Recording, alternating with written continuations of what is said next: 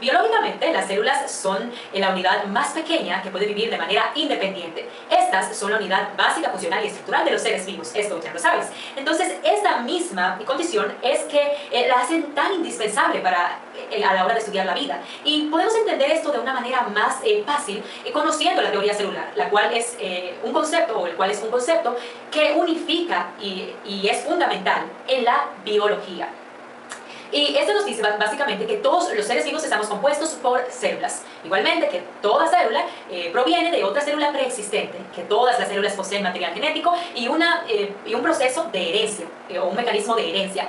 Igualmente que todas las células poseen metabolismo y que estas reacciones metabólicas que ocurren dentro de las células son indispensables para la vida. Existen dos tipos de células, las procariotas y eucariotas, y hoy estaremos hablando justamente de eso. Así que vamos a comenzar con las primeras células. Vamos a iniciar con las células procariotas. Las células procariotas conforman un grupo de organismos que son unicelulares. Estas células se distinguen por medir de 0.5 a 10 micra.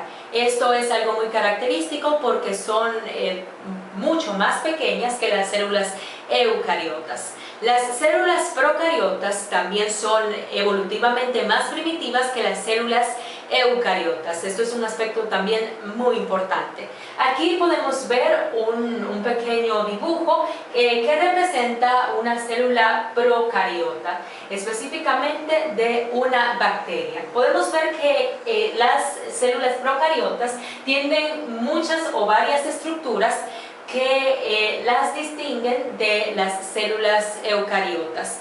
¿Por qué? Las distinguen también la ausencia de algunas estructuras que vamos a ver más adelante, que son los organelos membranosos. Pero vamos a ver qué podemos encontrar de manera general en una célula procariota. Lo primero que podemos ver aquí es un nucleoide. Algo muy importante que distingue las células eucariotas y las procariotas es que en este tipo de células no encontramos un núcleo definido, sino una zona nucleoidal o una zona nucleoide donde podemos encontrar disperso el material genético dentro del citoplasma de las células. Ya vimos aquí el nucleoide, que es esta zona de aquí donde podemos encontrar disperso el material genético. También podemos ver aquí el citoplasma, que es ese medio acuoso que encierra la membrana plasmática.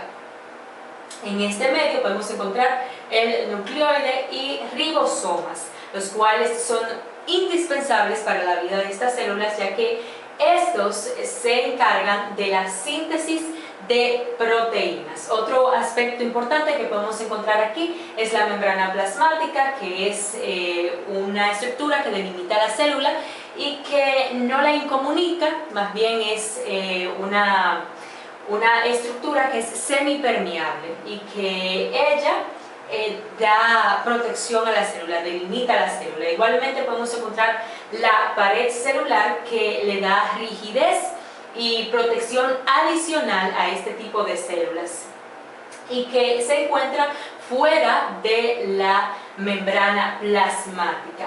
Podemos ver aquí también la cápsula, que esta es una estructura no indispensable para este tipo de células y que igualmente se puede encontrar o no en estas células procariotas. Vemos por aquí pigis, que son estructuras que se encuentran en la superficie celular, que permiten el intercambio genético entre bacterias, por ejemplo.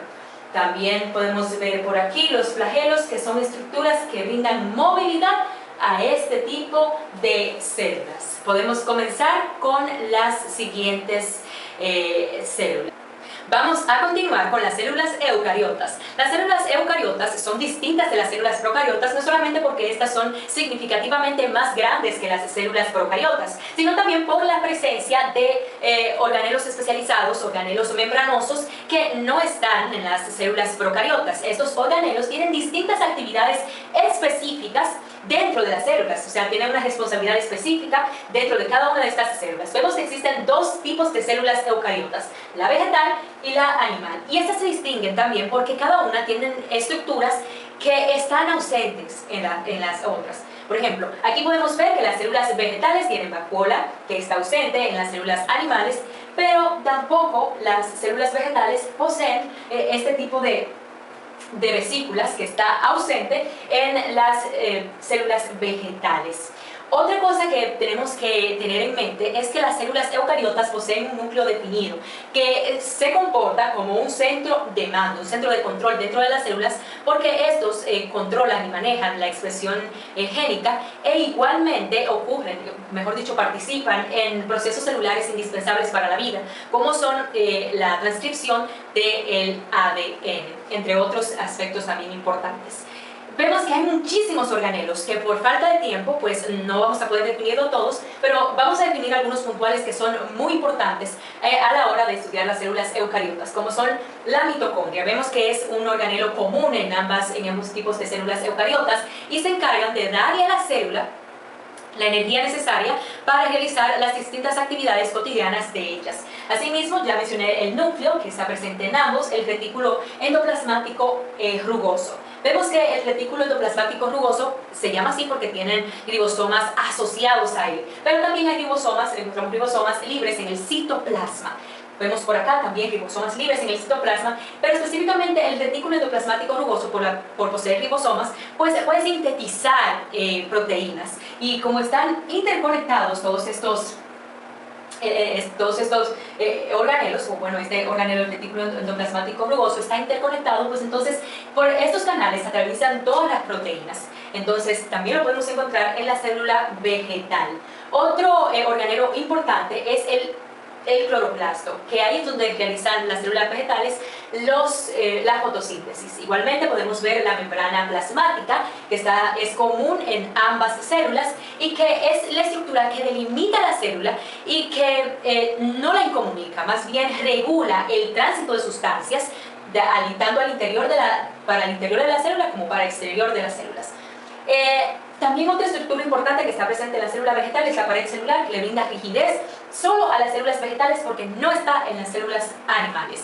Hasta aquí ha sido esta brevísima explicación acerca de las células eucariotas. Espero que haya quedado bien claro y que por falta de tiempo pues no pudimos definir cada una de las funciones de estos organelos especializados, pero es importante que ustedes pudieron ver que cada una de ellas tienen estos organelos que son propios de las células eucariotas. Muchísimas gracias.